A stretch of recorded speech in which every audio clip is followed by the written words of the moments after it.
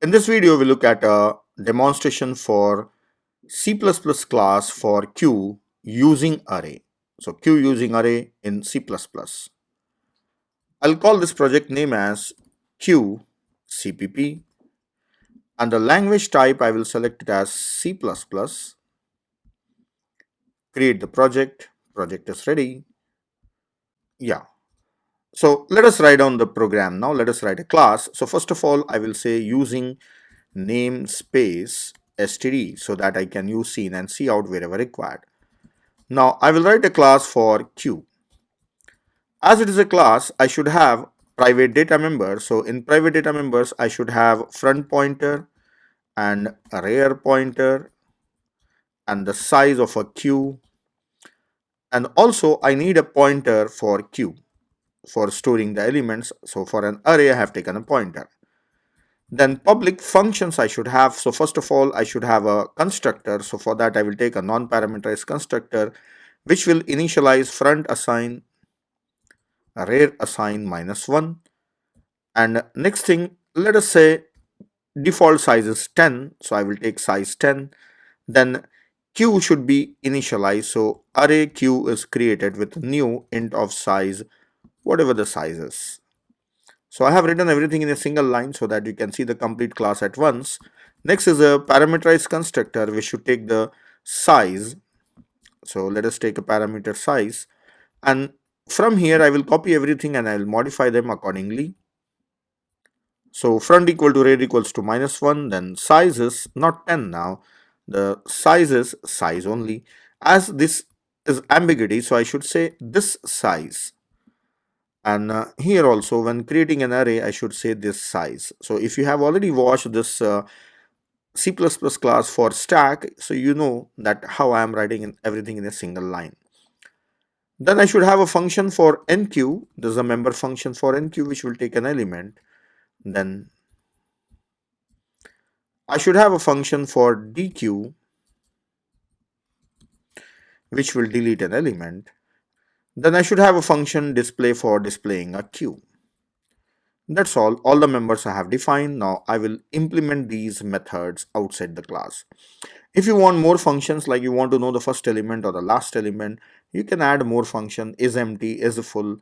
So as you like, you can add more functions to this data structure Q. But make sure that is working on FIFO.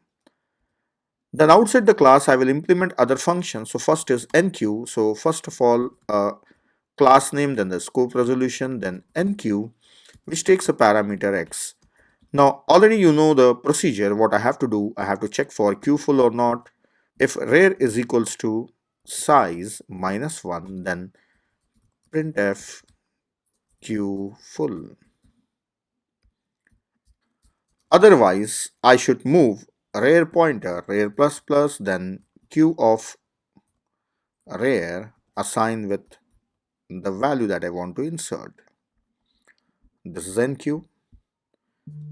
Then for dequeue, first is the class name, scope resolution, then function name is dequeue. And before deletion, I should check if front is equals to rear. If so, then Q is empty. So I should give a message Q is empty and /n, stop it. Otherwise, I can delete an element. So for that, I need a temporary variable. So integer x assign -1 as we were doing it. Then here, for deletion, I should say x assign Q of front +1. I should take the element first, then front plus plus. I can increment front.